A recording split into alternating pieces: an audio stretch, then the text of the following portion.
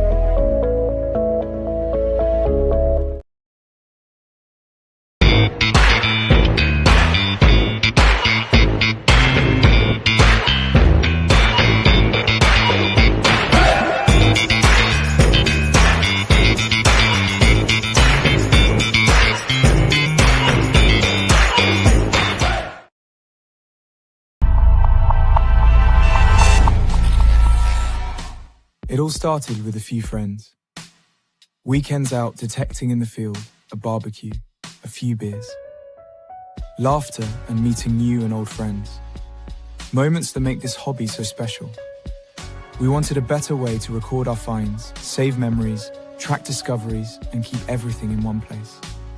Snap a photo, save your finds, create a finds library. Visit stopwishingodigging.com.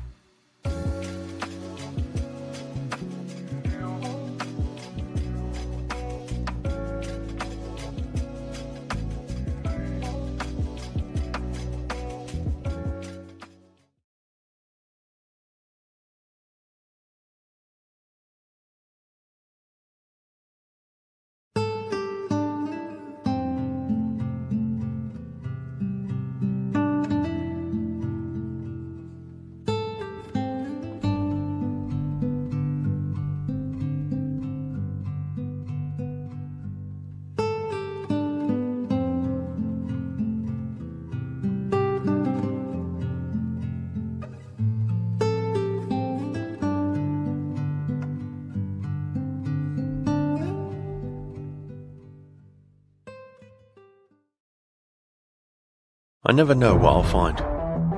But honestly, that's the best part. It might be something small, something forgotten, buried in the earth for decades or even centuries. But the second I uncover it, there's a rush, a thrill, because I know I've just brought a piece of the past back to life. Every discovery tells a story. Some are tied to history, others to lost treasure. But it's not just about the find. It's about the moment, that feeling, and sharing it with people who really understand the excitement. That's what makes this more than just a hobby. It's a passion, a connection, a community.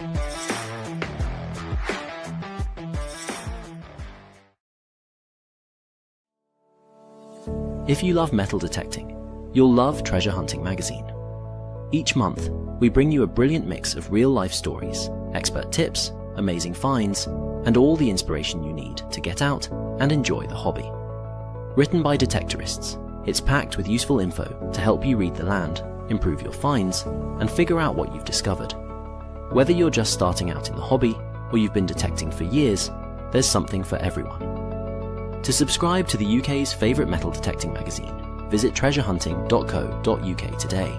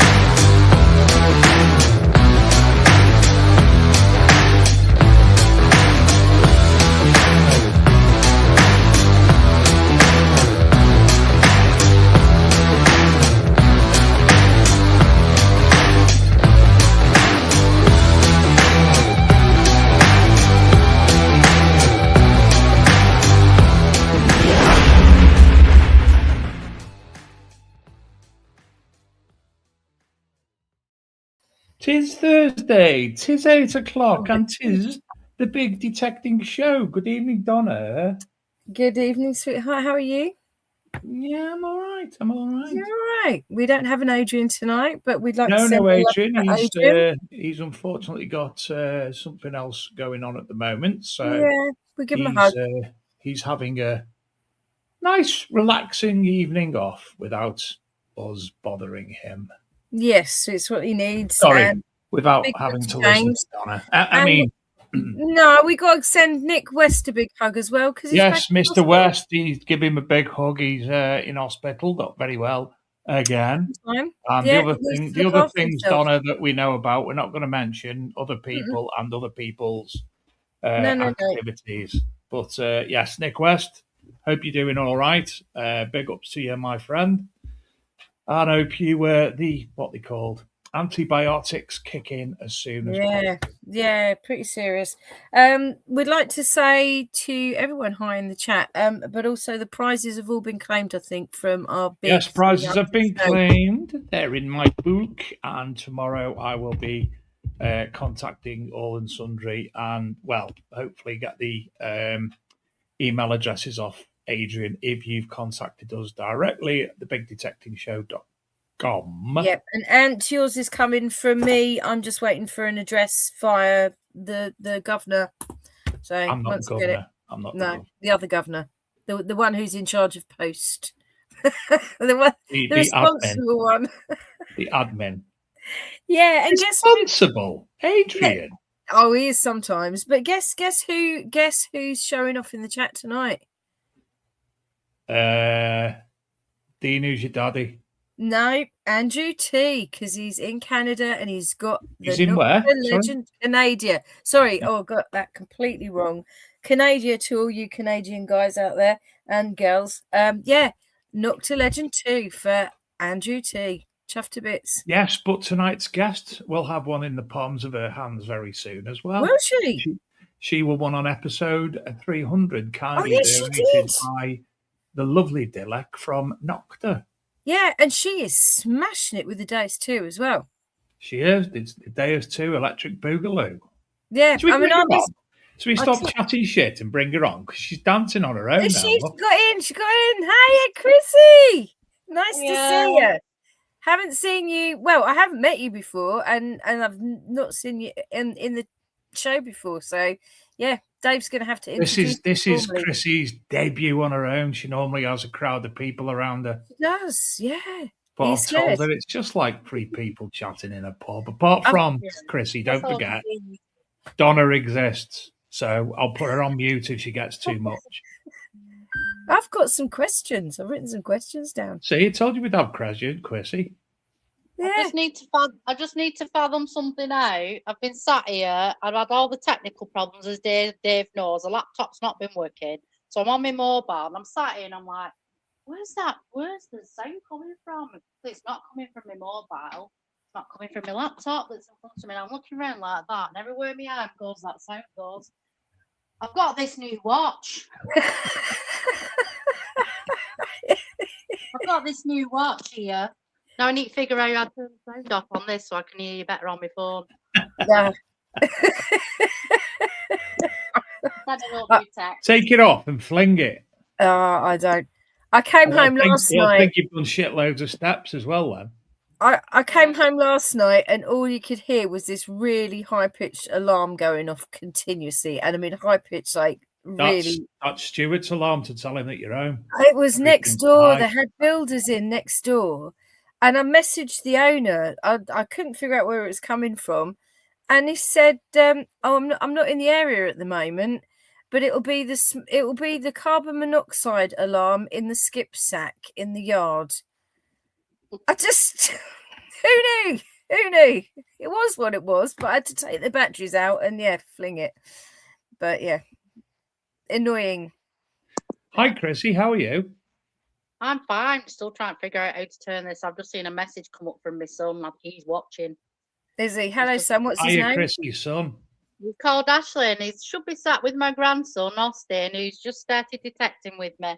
Hi, Austin. Wow. Hi, Ashley. Oh, that's amazing. Hello, Austin. I hope you're enjoying your first detecting experiences. Are you a nana or a grandma? Or don't listen to the mother. She goes on and on. Don't listen to her, Austin. One question. We and your nana are the fun ones.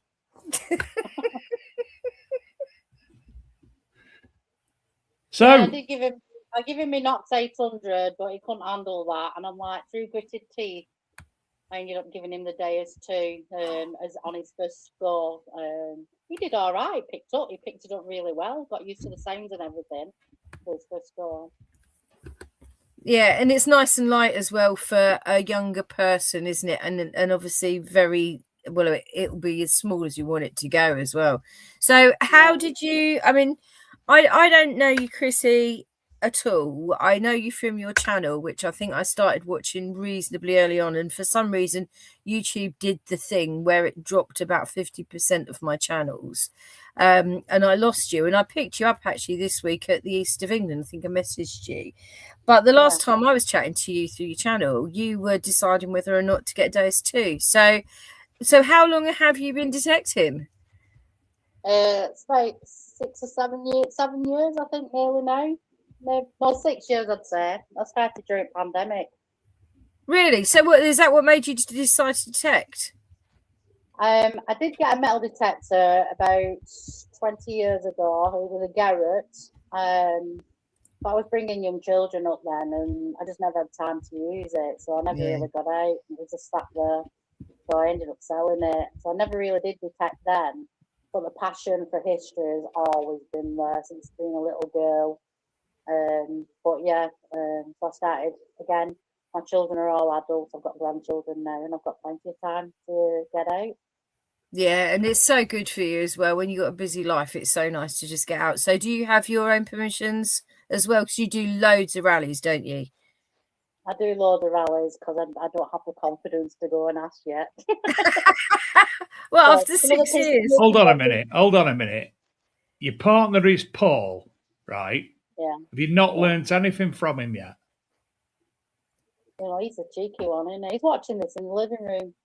He can talk to anybody, any place, anytime, anywhere, and just go with him and let him do the talking. Yeah. I just have a vision of being chased off with a rifle or something. Like him in Brassic. It's normally easier for ladies to get permission than it is for guys, because we show up and we say hi, and you know, how's your year been on the land, and I'm just interested in history, I'd love to have a go, and they don't see you as threatening. They're like, oh, that's kind of weird. I've got a cute weirdo lady. She does my land. It's fine. I think that's what I get. It's like a novelty factor. So what did you start with then when you started this time? Because you said you had a Garrett. Oh, well, I didn't really know how. I knew nothing about detectors to be honest. And I started off with one of them Amazon Dr. Otech things. And then I started going on Group Dig. I'm thinking, oh, this is a bit embarrassing. So then I ended up with the Vanquish. That was my first beginner detector. Good choice. I got hammered Roman gold coin from that. My first gold coin. And then I moved on to the Equinox because everyone was like, all my friends were like, they'd all moved on to that. Come on, you need to get one. And I got one, and I absolutely loved that machine. So it was a big step for me to go on to the Deus too. Yeah, big yeah, step. I know. At the time, you were like, "Oh, I don't know." It's such a like. I just find it really complex compared to the Equinox 800. Yeah, it is. Yeah, just the settings, they don't register with me at all. I'm not a tech savvy person, so I have Shane's settings in my Deus too. That's you and me. Just give the machine to Shane. Sort that out. Yeah. You find stuff. Just put your settings in. Yeah, I'm gonna have to see him. He sent me his settings, but I haven't put them in yet. But yeah, I'm gonna have to see him. But I just adjust mine for the land that I'm on. To be fair, I don't really tweak it very much at all. But what's the ground like where you are at the moment? Because it's awful down here. Say that again, sorry. Last time I was out was in Norfolk last weekend. Yeah, and you said it was hard then. I mean, you were about an hour away from me, so I know we haven't had a lot of rain, and you said it was tough digging. You had a big spade with you. I just have this little spade, but I've got this knack of like just chipping round, and gradually getting to where I wanted to. But yeah, it was tough going. It was a bit of a backbreaker, but well worth it. Oh, you had some brilliant finds. What's the land like where you are, Dave? Because you have been out. I haven't. I thought you'd been out a couple of weeks ago. You were showing finds. No, I was doing a summer fete with Shane. You did do that, yeah. I mean, my time. Today is the first time I think I've been out since the end of March. I've been fiddling around with my detectors, but the ground's dried up so early here. And even when we did get a little spell of rain, because we're on clay, it just wasn't enough. It wasn't enough to get through the soil. So, I mean, I went out today and, oh my God, I have never seen crops like it. My heart goes out to anyone who's a farmer. They were awful. There was a bean field and it was literally black stumps, just hadn't grown at all. And I've never seen it done before, but I don't know if you heard this, Dave. Somebody told me that they were double cropping the grain harvest. So they're taking the top off, and they've been leaving the stubble really high. They're going back and actually cutting the stubble and baling the stubble right pretty much down to the ground to sort of create a side crop. So they're baling the stubble for bedding, I suppose, or silage in the winter. Never seen farmers do that before, but it means the good thing is that makes it good for us because we actually detect on a stubble field. Chrissy, your sound is exceptionally. Oh, there's your kitchen cupboards, and there's the top of your head. Your sound is. Hey, you guys, your sound's very low. We don't need to see them now, do we? I'm showing you my t-shirt. Oh right, your t-shirt. Your sound's very low. You haven't got a right. So I need to figure out how to turn this off, because once I turn this off, then I'll be able to do the volume on my phone, won't I? Right. But... Well, we'll just watch you. We'll watch you struggle, Paul. Come and sort it. Come on, toasty man. Oh, is he the toasty man, is he? Yes. Yeah, Paul, come on, you're going to have to come and show your face now. Is it? That's what I'm like. I call mine. Help. It's a marital now. Anyway, Chrissy, you've got... It is like an episode of Brassic, this. You've got loads of hellos in the chat. What are you doing that for, Chrissy? We're squinting for. Why are you doing a Chinese impression? Put a wok on your head. Hang on, let's turn this volume up now and see if that works. Yeah, Derek's saying that his local fields have been closely cropped. Yeah, I've never seen it done. They were doing it while I was in the field today, Derek, and there was an unholy noise. I've never heard a machine. I mean, the harvester was so loud. Kevin Allen, 1976. Have you emailed Adrian, please? Thank you. Yeah, if you're not sure who to email, Darrowby Diggers, I know they're watching as well. Tidy says, "Will we see Paul walk past naked now after Dilek?" That was so. Does that sound better? Oh yes, you don't have to shout now. All right. Yep. Can you hear me? Yeah, I'll turn your mic. Am I in the room? You are in the room properly. Yeah. There's nowhere to hide now, Chrissy. Now. Talk, Chrissy. Yeah, talk, say things. So I was going to ask you anyway. So you were persuaded sort of to get the Deus 2 in the end. What was your reason for getting your Deus 2? It was another jump, wasn't it? After like everyone had done away with the Equinox. I'm like a sheep. I've just followed everybody literally. Come on, get the Deus 2, get the Deus 2. It's lighter. But I do like the fact that it's lighter because I do struggle a bit with my back. So you absolutely smash it with the Deus 2 though. I mean, you go out to rallies and it's not. I don't know about you, but I get massively distracted at a rally. Obviously, I do talk too much, but you find stuff. You really get to work. You get your head down, and you actually make a lot of finds. And you're filming other people's finds while you're doing it. It's pretty impressive, actually. So, I mean, how do you choose which rallies to go on? Do you just sign up for everything?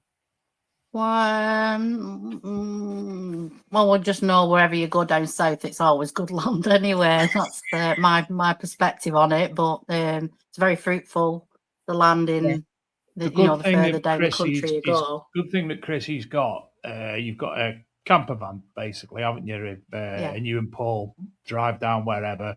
Paul doesn't do any detecting. He just likes the social aspect and sitting there chilling out. So you get to go detecting and come back to the van wherever you are, really.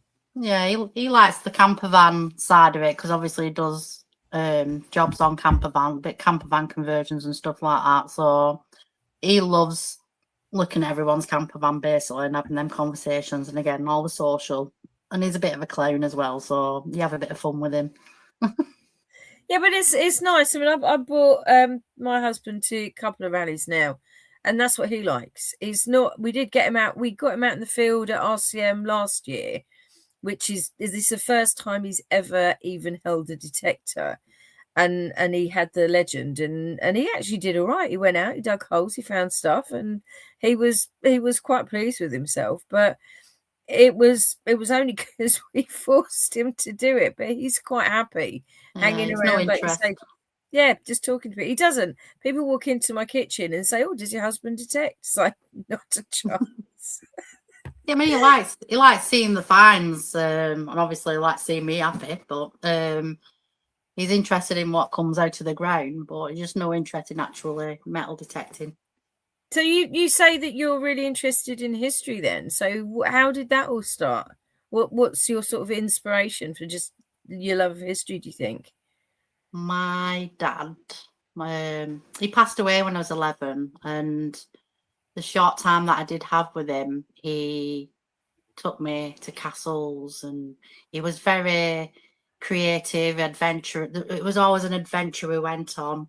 He made it like very adventurous, and he'd tell a story, and I think it stems from that. To be honest, we did travel a lot up and down this country mainly. Just visiting castles and museums and things, so it's stuck with me, and I loved history when I went to school, and the interest has always been there. But yeah, Yeah, I mean, I think is something probably then that brings you just close to your dad, that holds him with you all the time, you know, when you're doing this stuff. I lost my dad last year, and I know exactly how you feel. I started back stamp collecting because that's what I did with my dad when I was a young teenager. I used to do that. Yeah, but I had he gave me his collection years and years ago before he went off to America again, and I still have it. And yeah, I've kind of, I went mad after he died and just sort of got back into it. And I think it's kind of nice because you're paying homage in a way, but it's also because you're passionate about the history, it adds so much to what you're actually doing in the field. Do you know what I mean? Like your interpretation of your finds is really good. It's finding something. It's that, like, I mean, it's the not knowing what you're going to find, all the anticipation and the excitement and the adrenaline build up and everything. And then when you do find something, it's that, yeah, I'm holding something in my hand that somebody's not held in 2,000 years, like, or 500, whatever. And I think, and I'm think about, you know, what was that person like? What was that person doing? What stories could that person tell? You know, it just blows my mind. Absolutely blows my mind. So, I mean, Jacqueline Walker has just said, Chrissy, she's very focused. She's the last woman standing in the field. Yeah, usually. But that's how you come across, and you get your money's worth, I guess. You paid to go on the rally, you're going to get the most out of it. So, I mean, Dave, what's the best thing you've ever found at a rally? Do you focus? Generally, at a rally, I don't normally detect, apart from when it's been Ministry Detect rallies, because normally I'm doing archaeology and metal detecting magazine stuff. So when I've been to the Ministry Detect digs, I've actually got out there, and it was only the decision that was made last year not to make any magazines last year that prompted me at the RCM to obviously go detecting. And you know yourself, people were worried about me because I disappeared for about 2 hours after everybody else. So, and I mean, the best things I found last year, I found that Tenor Lady brooch. It's a little 10, yeah. Yeah, Tenor Lady brooch. And then I found the disc brooch, Anglo-Romano disc brooch. And that big long hairpin with the full head intact. So, and there was several other things as well, I think. But, you know, that RCM last year, I actually, again, you were down the bottom. Everybody disappeared over the hill because they thought that's where all the skeets and that were going to be. And I just decided I can't be arse walking. I'm staying in this field right next to the car, and cleaned up basically. And then everybody saw what I was finding and come and join me on my field. Shit out. Yeah, don't ever tell anyone. Is it hard, Chrissy, if you find something really good and you've got people around you? Is it hard to kind of do I found something really good? Like, please don't get over animated because everybody goes whoosh. Oh, you might see that on my videos. I kind of sneakily go, oh, I found something. Oh, I don't want to draw attention to myself. Oh no, like I'll stand there. And then, well, no, it gets to me, and then I'll be like, say one of my friends, Mia, Andy, Mia. It's just so obvious. People say I'm a very expressionate person, and everything's always written. I couldn't lie, and you won't be able to. I won't be able to hide anything with this face whatsoever. So yeah, but it is. I kind of like a bit of the attention anyway, to be honest. Yeah, well, Stephen Brame has just said it was lovely to meet you because you do go out and you chat to everyone and you film everyone. And Stephen Brame said that you filmed his Roman fantail brooch last year, and it was really nice to meet you. And I mean, people do bring their finds to you, don't they? And you do go to them. They do. Yeah, I mean, that must be quite difficult juggling that with you detecting. No, I'm all right with that. I love seeing what other people find. I love seeing the excitement because you can empathize with that, can't you? With yourself. Like I love that feeling of, and this is why I like interviewing people, because I just love hearing their excitement and their happiness, and more, even more so when it's a first find. Do you know what I mean? Someone's found the first silver coin or hammered or whatever. You know, I just love. Yeah, I mean, Mia at East of England, she found that beautiful Georgian fob seal. I mean, that was that, you know, it's nice that you are the one who captures that in the first moments. You know, it's there and you're showing it to the rest of the world. We got Malk Sutton. He's not normally in. He said, hi, Chrissy and peeps. Hi, Malk. Derek Sherwin said he loves his days too. He's found more than any other machine with that. And it's nice and light too, and he can swing it all day. I mean, yeah, Derek, I was out with mine all day today. I'm McGrath the spade, and literally, if I didn't have to come on the show, I would have been calling Stuart to say I will be late. Cook your own dinner, because it was horrible digging. But I don't know what spade have you got, Chrissy? Oh God.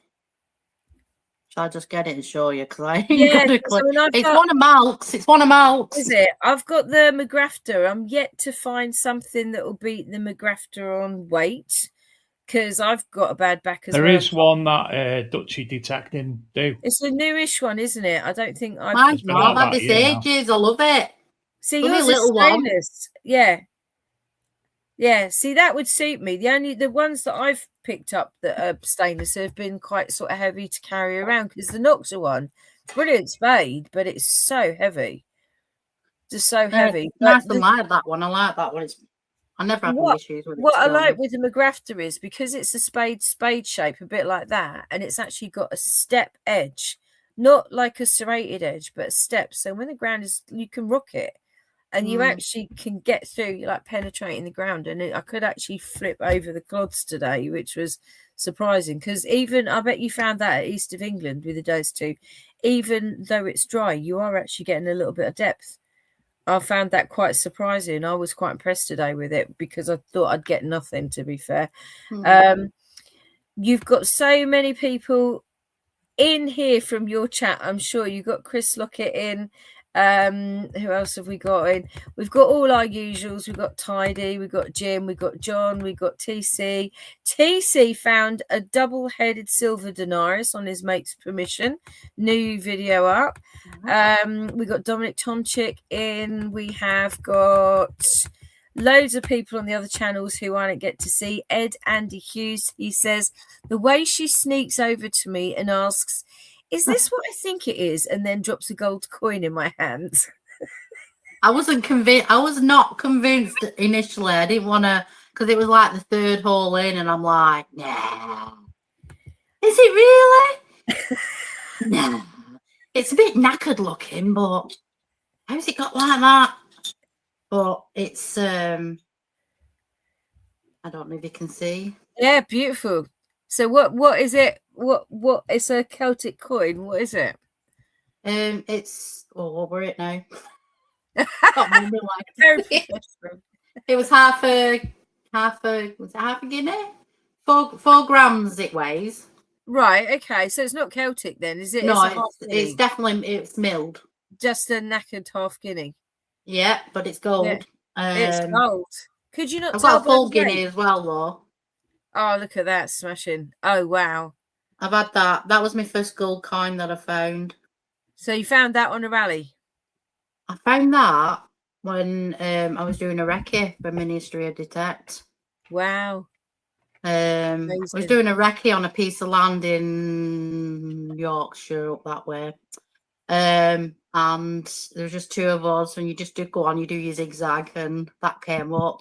That dig got absolutely full because of this coin. I bet. Nothing else really came up on that dig. Really? But yeah. Surprising, isn't it? I got to keep that one. But I have had 3 gold coins now. That's really good. Kevin Allen said, let my son have a go with the Legend 2 at the weekend. And his first 6 holes, he found a silver ring, a William II coin, and an American dime. Wow. That's ridiculous. We've got Malkin says Chrissy is not only a great detectress, she is also a lovely person. So do you get out much? Because you do come across as being like really experienced. You know, you do. I mean, I've been at it for years, and I don't feel like I'd come across as confident as you.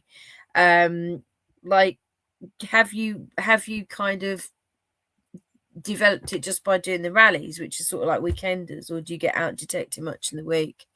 Oh, I'm an admin on Ministry Detects. I joined them a few years ago, so I did all their digs, but we just don't do so many digs nowadays. But I can't go a week without detecting. It's so hard to go a week. It's like I'm addicted to it. Like, yeah, I saw your face when I said I hadn't been out since March. Like, what? Yeah, it was. I haven't been out since February.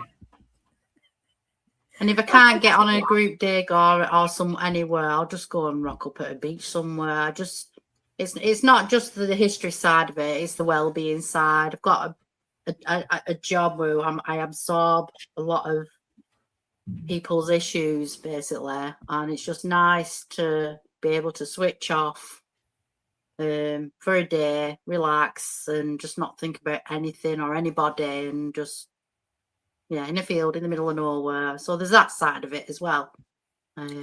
Yeah, and I think you can even do that at a rally, but I mean, to actually that is, it's I suppose. What do you think about that, Dave? It's one of those kind of hidden sides of metal detecting. We talk about it a lot because we're detectorists, but the whole mental health business of metal detecting is so important. Absolutely. Yeah. To me, the only hobby that I could think of that comes close would be fishing, but that's boring. So, it's just switch off, go on your own little way with the birds, the bees, the water, the breeze. Couldn't be better. Yeah. Especially if people leave you alone. Yeah. Yeah. Well, I always end up like on a rally, there's like so many people, and then, everyone's done a field, they've all gone, you're the only one left on the field, and, that's, you do end up at peace. You do end up, as I did this year, I think I'm going to do it. It's my practice now. Just found something good, because there was no distraction. You're in your own bubble, but I mean, most of the time I'm on my own permissions and out in my fields. TC said he had 2 silver denarii and a Lizzie Groat. It was a great day. TC, I think you need to get some new permissions, because like buttons and more buttons, mate. TC, if he didn't find buttons, it'd be nothing. I know. He actually ruined on his channel. He ruined his button run by actually finding a coin the other day. I couldn't believe it. Good lad. But, yeah. When I'm on a button roll, I always think to myself, "Yeah, better than TC," and then I think, "Nah, I'm not. Never." How many years have you been detecting now, then, Chrissy? She said 6. 6 or 7, nearly 7 up there. So, I mean, if you're away with rallies every weekend, how do you kind of get set up? Because I know, like, if we're away camping, like for a rally, it takes us about a fortnight to kind of get our act together, to get everything together and go. Are you, because you've got a camper partially set up, or do you have a sort of a strategy for getting ready to go? Because it's coming up to rally season now, the bigger rallies. And there'll be people out there who are going to be going on their first rally. So what is your advice to them? How do you get it together? Personally, I don't get it together. Paul gets it together with regards to the camping van. Can we swap husbands? That would be great. Just to give me a break from doing everything. It would be so nice. When we go on the rallies, Paul, I don't do any cooking, washing up, or anything like that. Paul does it all. He's happy to do that. So, and just leaves you with a nice glass of drinky, and after you've had a big day out digging, finding wonderful things, and you have your drink and your dinner. I had a marvellous time with you last year at the RCM. Sat in with yourself, Paul, and Mia in your camper van, and it was very entertaining and relaxed. Oh, Tidy says 40 years still haven't found a gold coin. Must have been poor buggers in Wales. Well, they probably were, Tidy, to be fair. There will be one out there, and maybe your hoard is on its way. I did find a gold coin, but that's a completely different story. Donna, shut up. I am. Chrissy, you said you go beach detecting and what have you, and you've had some luck on the beach as well, haven't you? Yeah, I found a nice, well, not like loads of luck, just like I did find a nice piece of jewellery the other week. So it was like, that's when I took my 3-year-old grandson metal detecting with my daughter. So she's like swinging my detector and he's holding the spade. And then she got this signal, like, she said, "Oh, does this sound all right, Mum?" And I'm like, yeah. So I got the spade and dug it. And then I got this lovely, beautiful piece of jewellery, what looked like diamonds on the outside and the blue stone in the middle, and it's silver and everything. So like a bit of a pendant that somebody's lost. But beautiful, lovely. So how did you have something? Didn't you have something a few years ago as well? Something older. I can't remember. I'm pretty sure I found a very worn hammered coin on a beach. That was it. That was in Wales. Yeah, that was it. See, that is a dream beach find. That is a dream beach find. Well, it's another one of that because it was so worn. I didn't believe it was actually like a cotton hammered coin. Yeah, that's difficult when they're really worn. What I'm guessing you take the days 2 on the beach. How does that perform on the beach? Say that again. Sorry. I'm guessing that you take the days 2 on the beach. Yeah. Yeah. How do you get on with that? Fine. Yeah. I just switch it on and go, me, honestly. I don't, it just, change settings must be amazing because I'm having all this luck. I find stuff. I don't have any issues on the beach. I'm not a technical person when it comes to the machine at all, really not. No, I'm not, to be fair. I don't like messing things around. I think it's too easy. Machines are set up by the experts. In my head, I buy this machine, it costs a lot of money. Some brains bigger than mine are in charge of putting those programs in. You know, really, you only just need to adjust the sensitivity or the reactivity for your ground, maybe give it a little tweak, but that should be done pretty much every time you go out. It's very rare I have to mess around with any of the settings on the beach. Exactly. You know, and there are people putting in all these really complicated programs. And I mean, I know I was trying to put in a program to the days, and I'm going to have to take it to Regton next time I'm at a rally to get them to take it off, because I don't really know what I've done. You know, it hasn't buggered the machine up. Luckily, it saved itself in a separate program, but I don't know what I did. I think James is in the chat. He's asking if I'm going to the Big Dig. I am free that weekend, James, but I don't have a ticket and I'm not sure what I'm doing. Malk says, in the morning, Chrissy, you just have a wash, brush your teeth, and you're off. There you go. And I think it's me. Is that a Fisa? Chrissy's very spoiled. Paul is her PA. Oh, that's so funny. Dean says he's going to be at the No Frills because the storm knackered his tent. What did you say with it? Have you got a little van, Dean? Do tell. Stephen Braham said he got a silver pendant last weekend on the beach. I only did. We had it was last year's RCM that we had the terrible weather, wasn't it, Chrissy? Yeah. And me and Adrian did a bit of an intro for the show. It's Thursday, it's 8 o'clock, it's the Big Detecting Show. Bye. Everywhere. Our awning got busted on that. Terrible one. Do you know the only worst one I've been to was the second Ministry of Detect T-Bay one, where literally I had to put my gazebo down to the ground, and I think we were dragging people off the fields, weren't they? On Sunday. Yeah. In fact, Tony Kaywood turned up on the Saturday and went home on the Saturday. That's awful. Yeah, we had pretty much a lot of bad luck when it comes to weather on the rallies with MOD.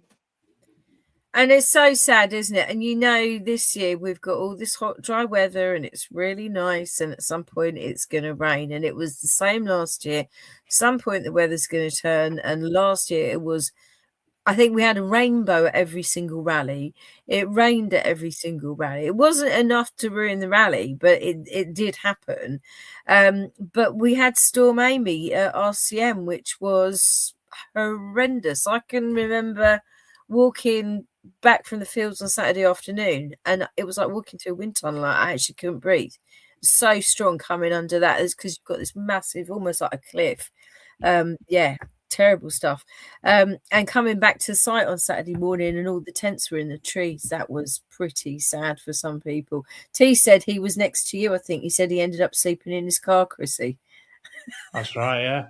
Dominic Tomaszek lost his tent at the RCM, back to RCM.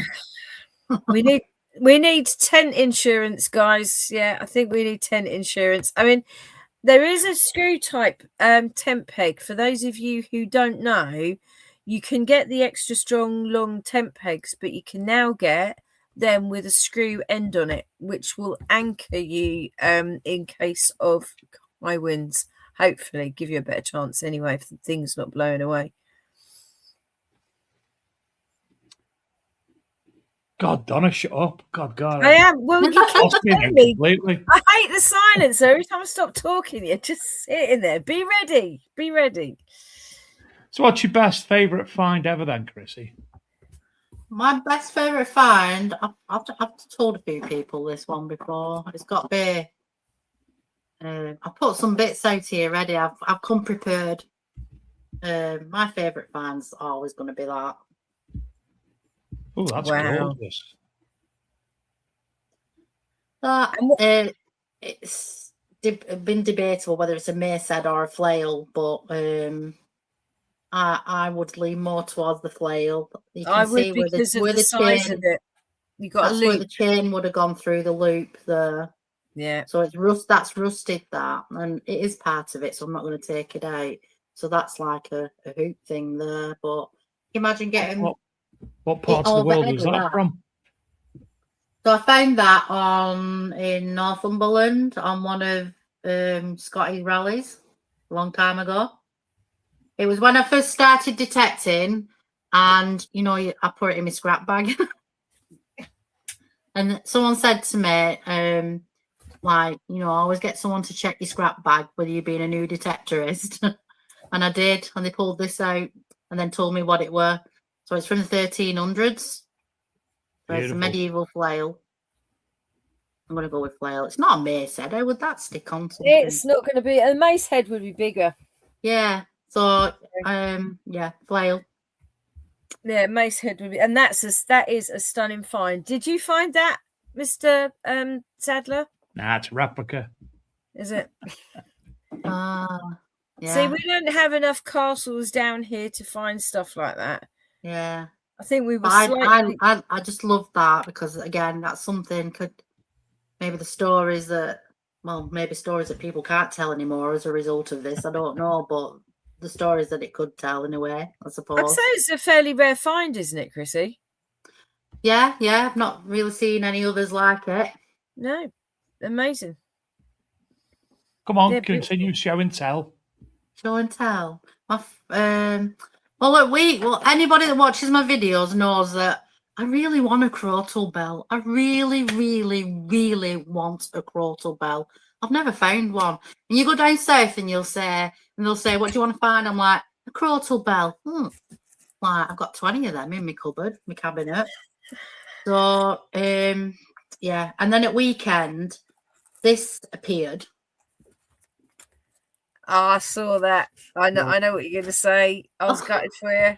It looked like that in the hole, and then I'm chipping away at it, and it went, oh. And so many bits, so many come up like that. And it's a big one as well. A beautiful big one because you can see the little initial as an eye on it there at the bottom. That would have been stunning. Yeah. I was gutted about that. Just stick it in a bit of plaster so it looks like it's half in the dirt still and it looks whole.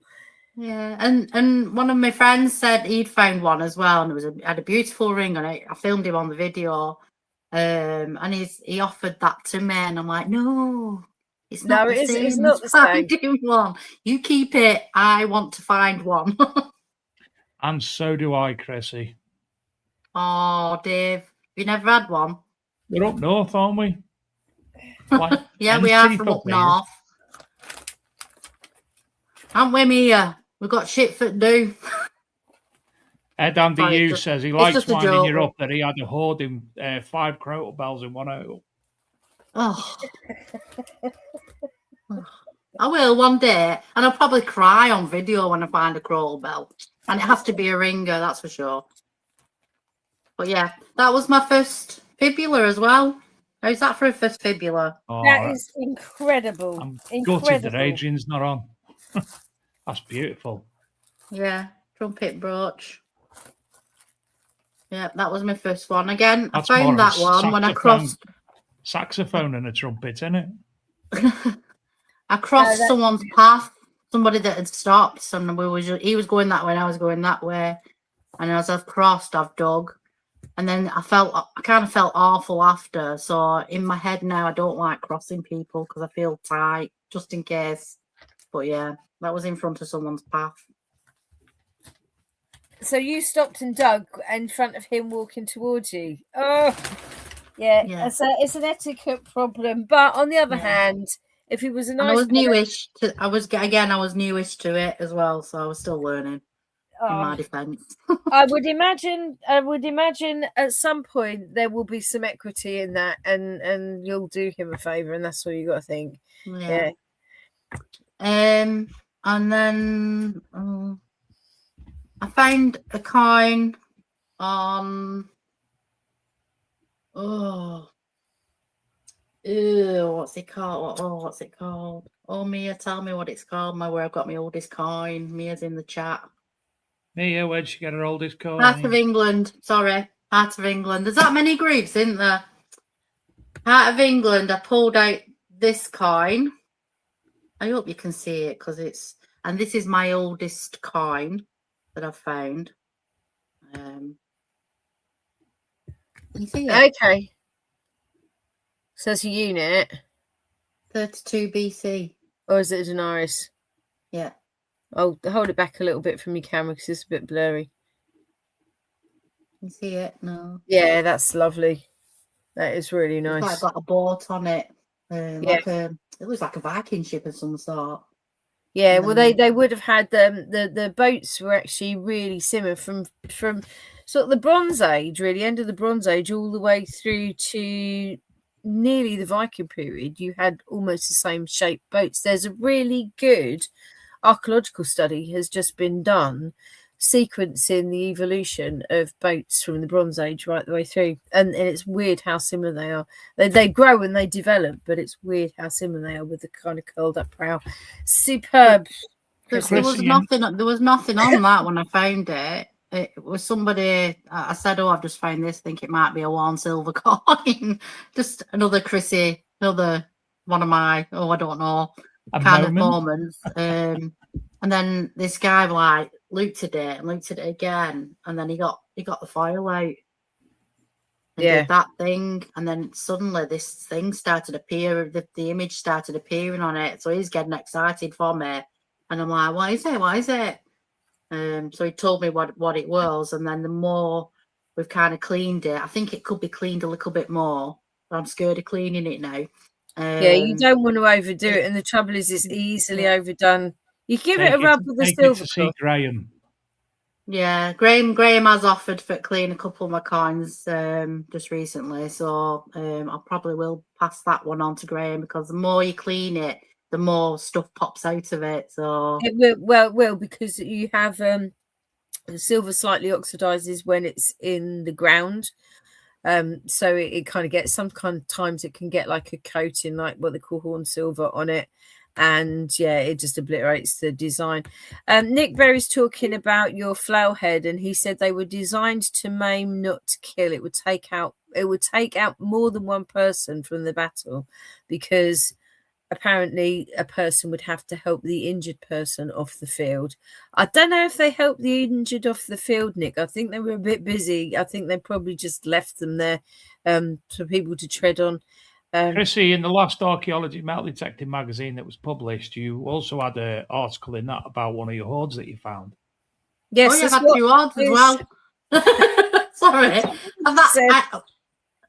people. Yeah, I am very lucky, aren't I? Tell us about them. Sorry. Tell us about the hoards. Which one? Can't remember, can you? Either. Both.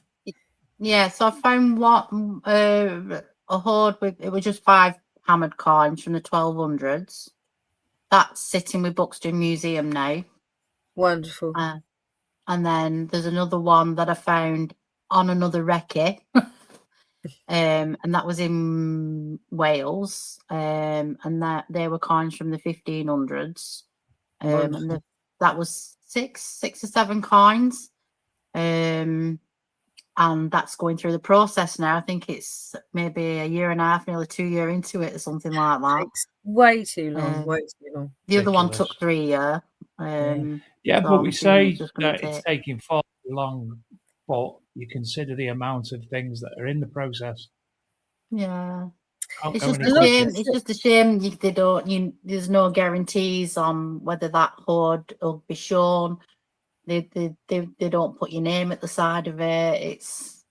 They can't guarantee anything. I think that's a shame, because I think if they did, I'd quite happily say, yeah, take it, because it's not going to be life-changing money or anything like that.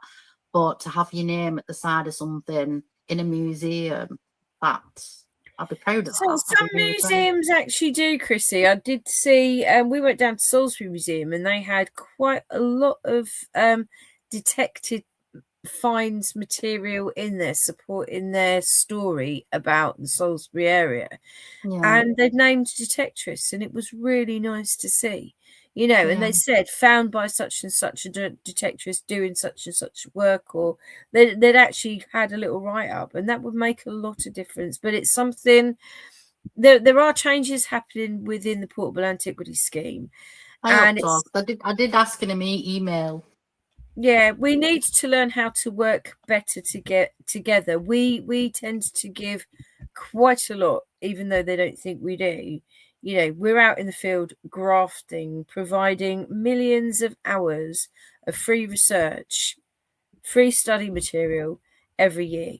They're not out in the cold and the wet and the wind digging holes in a field, getting muddy. We do it for the love of it, but we do it for free, basically, so they can study and get their degrees and have resource material, etc.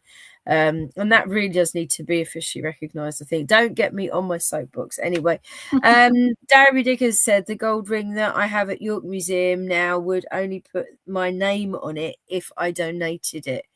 You see, and that's wrong. That is wrong. And quite often, it's supposed to be a market value, but we won't get into that, will we?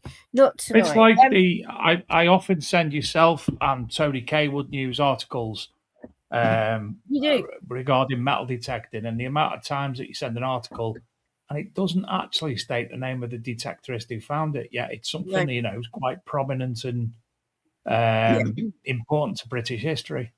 Yeah. And things we need to have a better conversation, and hopefully that will change. Tim Molden actually said that's blackmail, and it is blackmail.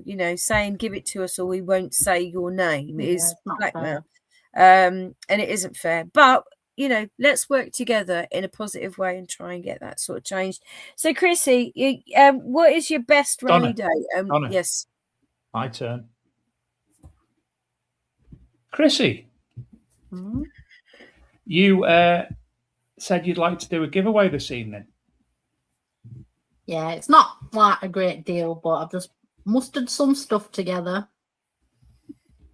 I'm just setting up a hashtag. Can't find the hashtag button. So Chrissy's going to give away a prize tonight, and all you need to do, if you're watching the show, so this won't be to viewers, listeners of the podcast, because that comes on a little bit later. So if you're watching the show, no, it's not hashtag setting up a hashtag. That's not even a word. That's like Danish, TC. I can't even remember what it is anymore. Hashtag Chrissy Detects if you'd like to be in a chance of winning a prize directly from Chrissy herself. Hashtag Chrissy Detects. In fact, so for those of you who can't spell Chrissy, it's CH. It's on the screen. RISSY. Chrissy Detects. DETECTS.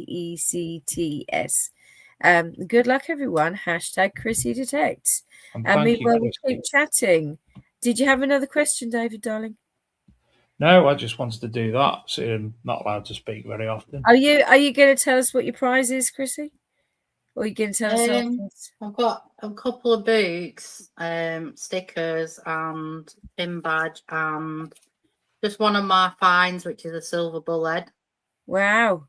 Oh my God. And you're giving that away?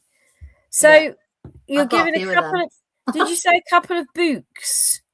Yeah. So is that that's the one with 3 O's.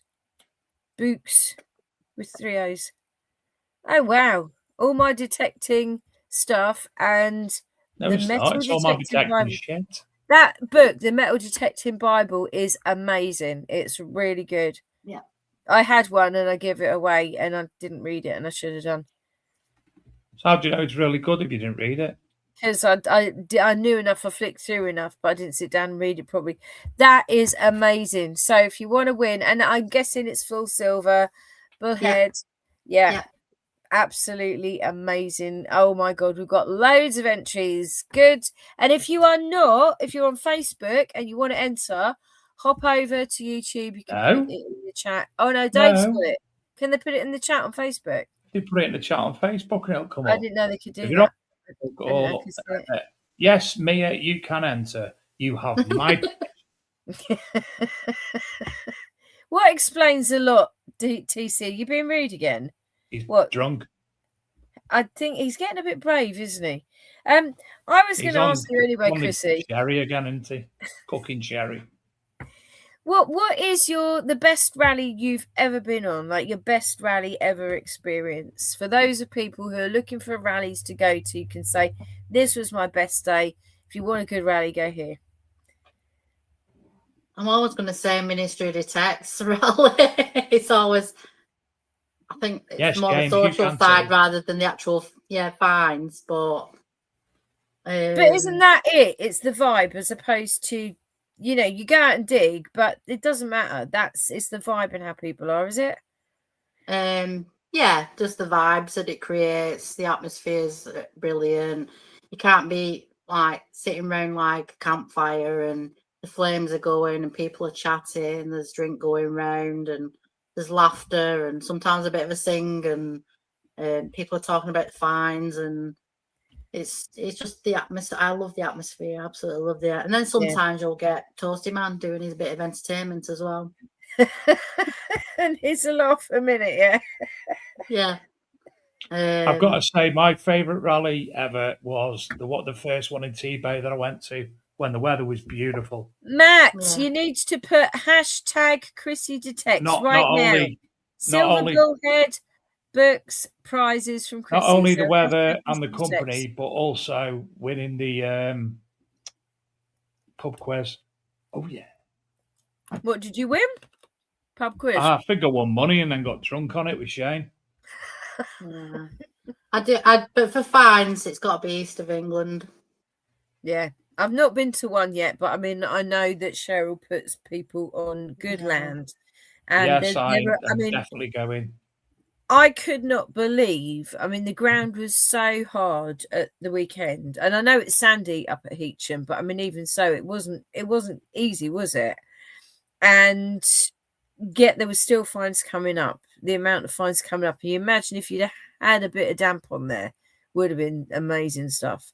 Yeah. Yeah, there's probably still a lot more in the ground up there, down there. Yeah. And it's because Norfolk coast was just so busy for trade. So anywhere that you've got a beach, people on boats didn't necessarily come into inland channels. So they didn't come in via rivers and stuff like that. A lot of people were just more up on the beach and sell straight from the beach. So you'd have a lot of little market fields set up, in quite close proximity. Yeah. So while you were up there, then did you get to see the sea? No, I'm too busy detecting. So can we flip it over then? What's your worst rally experience? Oh, and Ava's Mia's mentioned the butterfly buns, Dave. Yes, I know. Can't think of a worse one, really.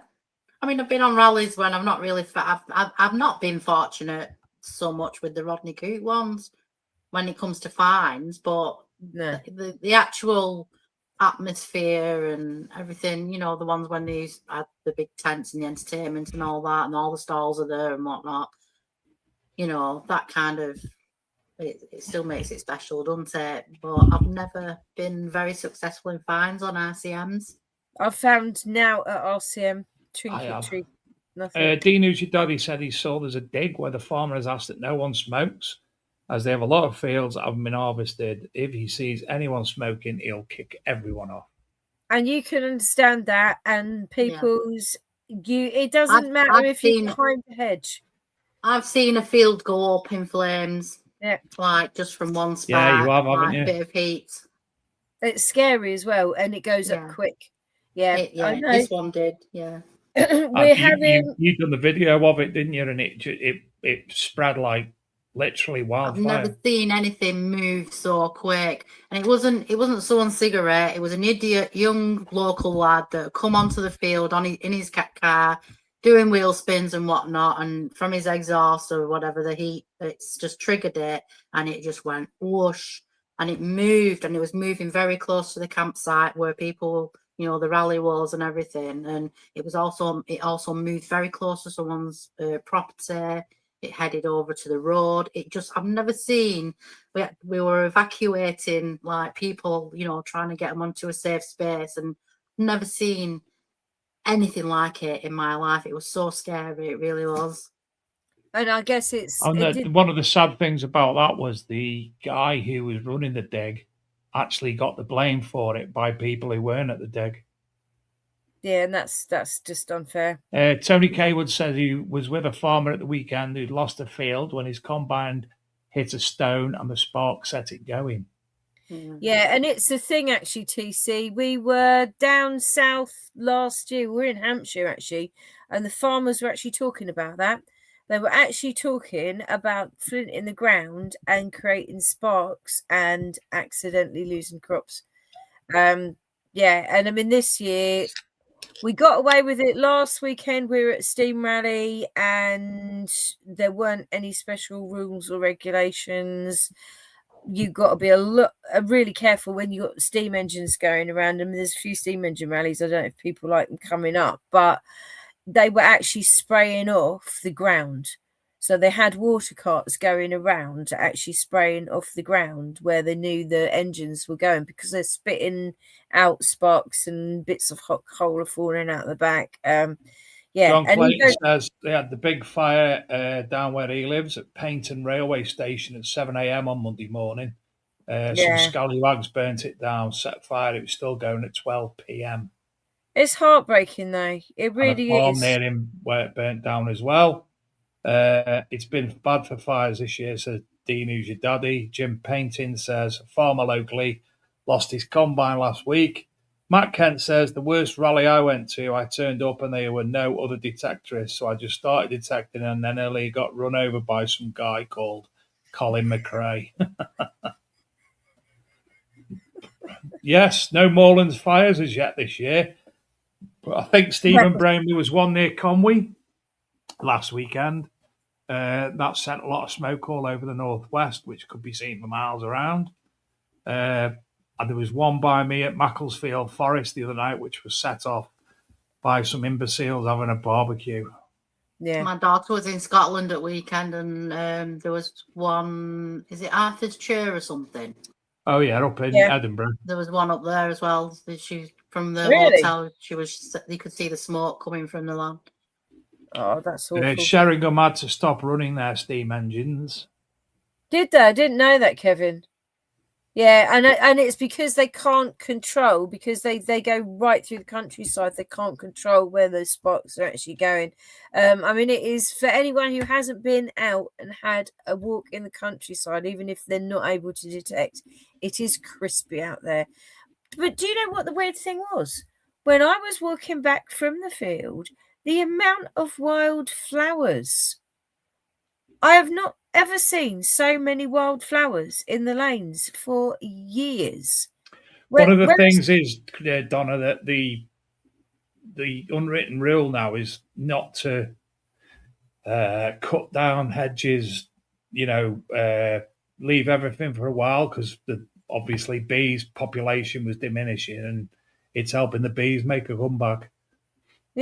Yeah, I was just really surprised. I mean, I don't know whether it's because they're under stress, but I was really surprised. And it's nice to see as well. Right, Chrissy, we've had 27 entries. Yay. Would you like me to draw it? Yeah, crack on. Crack on, here we go. And the winner is... Dun, dun, dun. Oh, good luck, everyone! Did you go? Oh, do you know what? Me mate Anthony from work, he's been one out 2 weeks on the run. The last draw we did, he was one person out. TC Detects. Trump is an imbecile. He's definitely on the source tonight. Well done to you. And if you can get contact with Chrissy, and she will send you stuff, and you can send her stuff back, maybe. That was so funny. It was so funny because he was badgering on about that earlier. So, yes, congratulations, because you need a prize, TC Detects. Cheryl said last weekend's dig. Cheryl, honest to God, I forgot all about it. I keep meaning, I promised to come down. You've given me an open invite, which I can't thank you more for. And Mia messaged me about 2 nights before. When are you coming down? I forgot all about it. So I do apologise, because I was going to come. She said they had water bowsers ready last weekend, and all the admins are walking around all the time. Cheryl, I was free. I could have come. I'm an hour away. But I don't have Facebook. Like you, Donna. What? You being talk free too at the much. weekend? No, she don't like you. Talk too much. I do talk too much. Yeah, I'm sorry. But I talk to people about the show when I'm at a rally. Just saying. They scan me up. Sorry, I'm laughing at my own jokes now. Ed Andy Hughes. What do we call him, Ed or Andy? Andy. He says, we are back at East of England in October. Hey! It doesn't go away. East of England actually is there all year, Andy. It's just that you clearly don't go there. Some people actually live there, and it's great. I will definitely try my hardest to come to that one. I'm on that one. People will, like Chrissy and Mia, will poke me with sticks to make sure I know when it is and remind me. Well, if I know, I'll tell you. Adrian knows when it's on. I don't know because I'm not on Facebook. Yeah, but Adrian doesn't tell me. Talking of Andy Hughes, he has a YouTube channel as well, which I will refer to my notes, which is called UK History Found, which is on YouTube. And Andy will be our guest, breaking his big detecting show virginity and coming on the show next week. Hey, well done, Andy. And we've got Dilek coming on soon as well, haven't we? We have, and Adrian and you have got to sort a guest out for 2 weeks' time. Because I will be in Spain and I'm not organising a guest, I'm leaving you to it. You can fucking deal with things on your own. That was rude. If not, we'll just sit here and talk about you behind your back. You won't never know. Nobody will tell you. All right. I don't listen to the show or watch it. Maybe next time I see you, I'll be able to talk about Legend. Yes, you certainly will. How did you feel winning that? What was that like, actually winning the big prize? I never win anything normal. Mind you, I'm lucky in detecting, but I never normally win anything. I just enter this. But yeah, I was like, but there was only me up at that time. Everyone had gone bed. I'm like, yeah. Did you wake everyone up to say? No. Well, Middleton Castle. Now that one intrigues me greatly, Cheryl. Sorry. Cheryl says they've got a middle. Donna, you're welcome to. You're welcome, but amazing. Not going to get rid Cheryl, of it. thank you so much. We're back at and I will Middleton give you money. Castleland, different fields. I would definitely adore to come to the Middle Castle event. Adrian made me so jealous last time. We'll put you in the haunted room. That's fine. Talking of hauntings, right? I've just got to get this out of my system.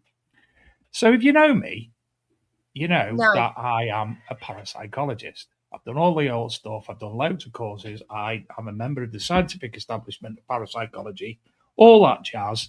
My daughter decides today, she's 18, to say, Dad, I'm going out with my mates later. I won't be back till late. I was like, okay, where are you going? Ghost hunt. What? Ghost hunt. I'm sorry, you're doing what? I'm paying to go on a ghost hunt. Yeah. Where? Such and such a place. Well, I've never heard of any alleged hauntings there. So she's going to a pay-per-view event where some half-wit imbeciles are taking the money off them to put the willies up them, maybe, hopefully not literally, or I'll have to pay a visit myself. And she's gone fucking ghost hunting. Why don't you speak to me? Do you know who I am? Oh, no. You see, the thing is about kids, and it's the same with kids detecting, same with anything. They have to find it for themselves, and then they come to you. She has to have to go and have that experience and tell you about it. And then you can say, well, actually, I will take you for a real experience, and I will. No, I will explain that she's a half-wit, and everything she's told me, I will explain exactly what it was. Do you know what? My daughter came back from, were you ever a brownie, Chrissy? Yes, we're brownie girls. The brownie girls are here to lend a hand. Oh, I was never allowed, but my daughter used to love going camping, and they carried on into the guides, and they went to one of these big village hall where they all lay on a palliasse on the floor and everything. And she said it was a really, really ancient building, and they're all supposed to be asleep. And she woke up in the middle of the night, because I asked her when she got home, how did it go? She said, oh, Mum, it was really weird. Woke up in the middle of the night, and there was a woman with a candle, like an apparition, floating down between everyone's feet. And I said, oh, my God, what did you do? Did you put your head under the covers? And she said, no, she should have got up and followed it. It disappeared through the cupboard. It's like, okay. If she comes back with tales of orbs, she's getting a right hook. Well, they'll tell her things, and then she'll be properly curious, and then you can tell her truth. TC said she will be coming back with tales of orbs, apparently, Dave. So I know. Anyway, can we get back to the legend too? So, have you been reading it up on it then, Chrissy? Are you a little bit scared, or are you? Not yet, no. But I've had Mia telling me stuff about it, so she's convinced me to have a go, give it a try.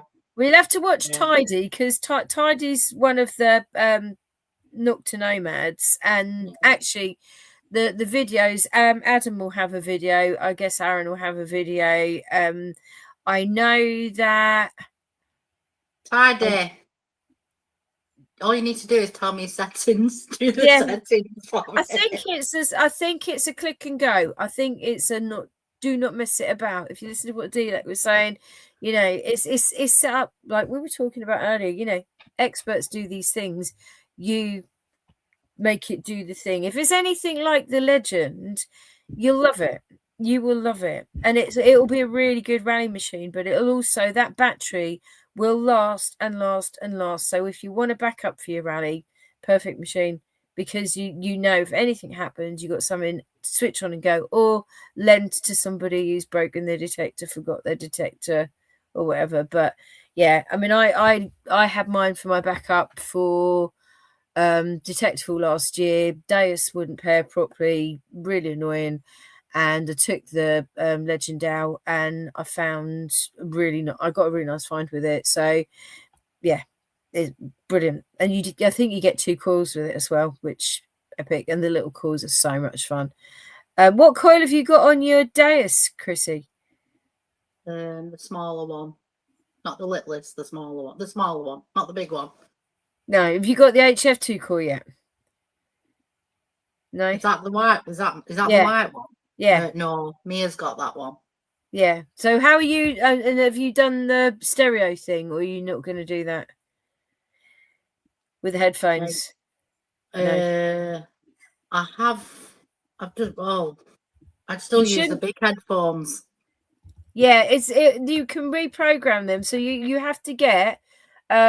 I think you have to get the new headphones, but you can reprogram them for the HF coil if you want to, but you have to put the settings in the headphones and the coil and the controller and everything. Because I thought, I'll put my old coil on, because I was going out to do pasture today. HF coil is not supposed to be for pasture really, but all that performed brilliantly. And of course I haven't sorted out the new settings on that, so the updates are really easy when you follow the instructions step by step, but they do make it very easy, so that's not too hard. I love that you said that, because I was phone Regden and get Seb to help me, because I can never make it work. All right. See, you said you weren't a techie then. You're all more techie than I've got step by step instructions. I followed that, and I was right proud of myself when I'd done it as well. But I found that pretty easy. That's good. Yeah, and that'll give you confidence as well. And I don't think Nocta aren't bringing out any updates or anything at the moment, are they? It's all as it is and happy and ready to go. He's not listening. I'm trying to deal with prizes. So yeah. Oh right, What did you say? Sorry. Oh, so you're doing your marking during class, is what you're doing? No, I just thought about. I've just seen someone's name come up, and I thought, who did they win? What did they win? And then I see. Just so right. What did you say about rallies and Regdens? No, nothing. Kevin Allen said, yeah, don't mess about with the settings, just turn it on and go. So that's all you need to do. So Adrian thinks it will sit nicely with your Mind Lab experience. So you'll get it because you use the Mind Lab, but it performs quite a lot like a Deus. So you're kind of a little bit in between the two. You're gonna have a nice time. You're gonna have a happy time. Right, I'm reading, by the way, so I'm not talking. So Dave, your turn to talk. John Clayton's legend is still ill, he's saying. When you out next, Chrissy? I might end up on a beach on Saturday. I don't know. I'm not sure. What's your beach of preference? I've gone and bought tickets for my two grandsons to go and watch something at weekend. So the dinosaur that pooped a rock show. Oh, excellent! Great. Oh wow! Can I come? Them books are brilliant. The dinosaur. Do you have to go though, Chrissy? They are brilliant. They're brilliant books, them, for kids. Funny. What is your beach of choice? I've tried a few new ones like recently, and I thought, I'll never go back there again. So I don't really have one properly yet. I think I'm still exploring. Does it change with the tide, or if you have a storm though, your beach? Isn't it different kind of every time? Is it different what? Isn't your beach different every time, because the sand is moving? Don't you have a different experience? Yeah, and then you've got the sand that's got the black stuff underneath, like when you go to St. Anne's. For modern finds, St. Anne's, like you can find pound coin after pound coin there and bits of jewellery and stuff for modern finds. Mia says Cleveland as well, but I wouldn't say I've found anything really old on any beaches properly. Come and have a chat when I see you at a rally, Chrissy. Come and have a chat with me, and I'll tell you some. I'll tell you some secrets. Chrissy, don't do it. Honestly, don't do it. He's only frightened. Come and find me, you and Paul and Mia will hide. Don't speak to us. He's only frightened that we'll become Mia said friends and he'll feel left out. Chrissy. Mia said Cleveland's. Yes, we like going to Cleveland's, having a ponder around there, but it's not like, yeah. I do like a bit of mudlarking as well. You've got some nice rivers up north, though, haven't you? You've got some really good, fast-moving rivers and a lot of industrial. See, down here, we'd probably just be stuck in mud. It'd be pretty dangerous. Michael Jarvis has asked, Dave and Donna, are we going to the RCM Siren Sister? Dave, are you going? I definitely am. That? Michael Jarvis. Yes, Michael, definitely both of them. Are you going, Chrissy? Come say like. Is that the first what week? used to be a very small person is now bigger than me. Is coming to the second. Hello, sweetheart. It's September. I can't remember which is which now. I think the first one's Newbury, the second one is Siren Sister. Yeah, I'm on the fifth one, I think. So Newbury you are at. So Michael, you will see me at a Siren Sister, and potentially you'll see Sir Stuart at Siren Sister as well, I think. Mason will be at Siren Sister because he can't go to the first one because it's his first day back at school in the new year. Mason actually likes me. Mason likes me. Mason's changed. Can I just confess something? Yeah, go on then. Throughout the whole of the show, I've been using different cups and nobody's noticed. What have you been using? Weirdly enough, I swear that cup was like different, and she just turned it round. They're all metal detecting ones. Somebody asked me what my tipple is because they thought I was drinking a lot, but I've been pretending for these different. I just did it thinking. Hi, James, darling. How are you doing, sweetheart? TC said he noticed. Big shout out to Adrian. It's Vimto, my tipple, by the way, for the person that asked. Oh, Marmite. Vimto is Marmite. Stephen Brown noticed as well. Yeah. Right. There was no alcohol in them. So James has just popped in the chat to say hello, and he said he's been watching and he's given a big shout out to Adrian. He was. James. Where? Oh, there. Brilliant. Hiya, James. So, at least somebody's on it. Just saying. James, I hope you're all right, and you know where I am. Yeah, and me, sweetheart. I sent you a hug, but I've told Adrian to video it. I'm not allowed. John Clayton said he's got tons of beaches only 3 minutes from his house. Stephen Brame says Black Sand at St Anne's is the remnants of the old forest. Keith Ellis wants to know, have you ever done fossil hunting down south on the, he said drastic coast, but he's obviously talking into his phone. It's Jurassic Coast, Keith Ellis. Ever done fossil hunting? Do you know, Donna, I've got fossils from the Monsell Trail, which runs from, Buxton to Bakewell. There's a quarry up there that I've got fossils from, so they're not just on a Jurassic Park coast. No, they're not. I've got fossils from the Fens. In fact, we've actually got... careful at Newbury, you might dig up Swampy. Interesting. We've got fossils from the Fen and dinosaur bones come up around here, which is very bizarre. TC said Marmite is Marmite. Fossilized, not fossilized wood. What is it? What's it called when wood's petrified? Petrified. We've had petrified wood from Buxton as well. Yeah. We get what you call bog oaks. Anyway, it's nothing to do with Chrissy Detects. So, Chrissy, last question. Your channel, how long's it been going? What's it like? Where do people find you? Chrissy Detects on YouTube. Been going. How long has it been going now? About 3 or 4 years. And it's got. You're really good at it. Like, you really are good. It's enjoyable to watch. That's because she doesn't do airs and graces, or she's just natural Chrissy.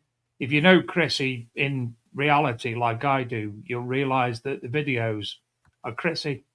But everyone has said in the chat, nice lady, genuine, great detectorist, and you capture the rally vibe.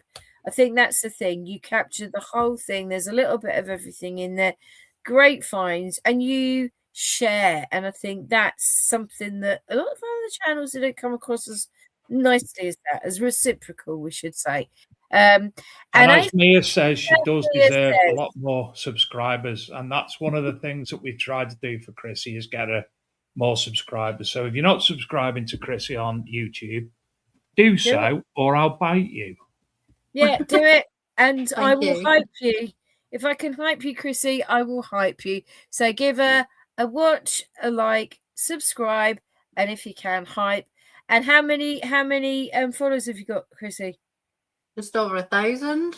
And I'm so grateful for every single one of them as well.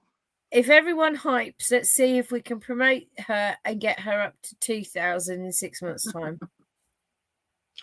James, I didn't even ban you tonight. I must be nice. No, they go means something. That's a virtual hug. Right, you are, ladies and gentlemen. Chrissy, it's been an absolute pleasure as ever. Thank you, Paul, for your technical know-how in the background with doctors and such like. Enjoy the dinosaur that poops rocks at the weekend. I'm so jealous. As I say, it's been an absolute pleasure. If you are going out this weekend, expect a little bit of rain. Might loosen the ground just a tad. Bring it on. There's some coming. Bring naked dancing in the rain. It'd be very delightful. Isn't that a song? You're going to sing? No. Naked dancing in the rain. Chrissy, thank you. Chrissy, it's been amazing. Stay around and we'll say probably goodbye. But for tonight, everyone, thank you for watching. Hope you've enjoyed the show. And see you all next week with Andy Hughes from UK History Found YouTube channel. Have a great week, everybody. And to everybody listening to the podcast, don't forget we're sponsored by Metal Detector News. And we will have that uploaded tomorrow. The newest episode of Treasure Tales is up, which is part 2 of the Staffordshire Horde. Good, I was looking part for 3 of the Staffordshire Horde will be out on Sunday on the Big Detecting Show app, which is available at bigdetect.com. Good night, everyone. Matt Kent's going to join you naked in the rain. Hi, Paul. Good night, John Boy. Hi, all right. Bye. You look kind of Chinese there. Asshole. Who's asshole? We love you a long time. Don't do it. Bye. Long time. Good night, everyone. Good night, John Boy. Good night, Miriam.